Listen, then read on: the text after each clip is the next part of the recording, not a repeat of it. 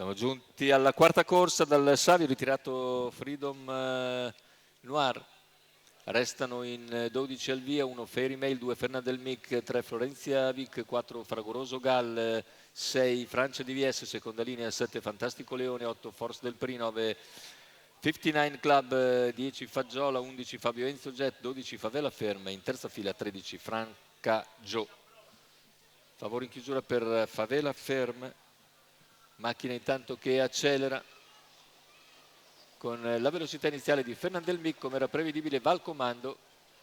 All'esterno c'è Florenzia Vic che insiste, poi viene però rimontata all'interno da Forst del Pri, quindi si accoda Numero 11 in Fabio terza Enzo posizione Jet, squalificato. Florenzia Vic, mentre squalificato Fabio Numero Enzo Jet. 10 Faggiola, squalificato.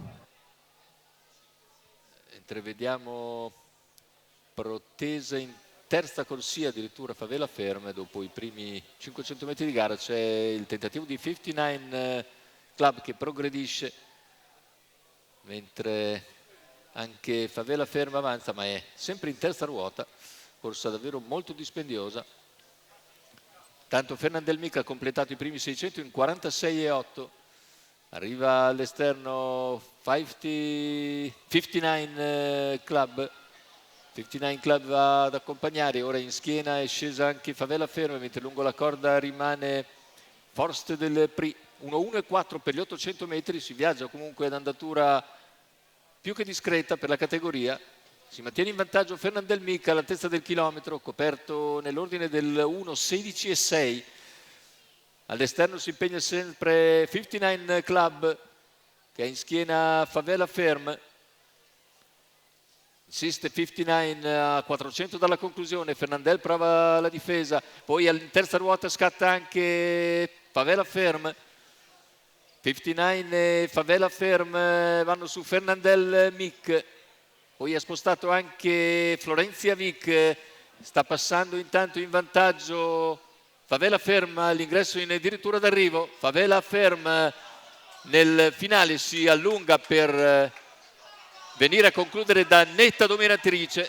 Favela Ferm con Alessio Di Chiara vince nettamente. Il secondo posto è per il numero 3 Florenzia Vic, mentre per il terzo c'è Foto Stretta.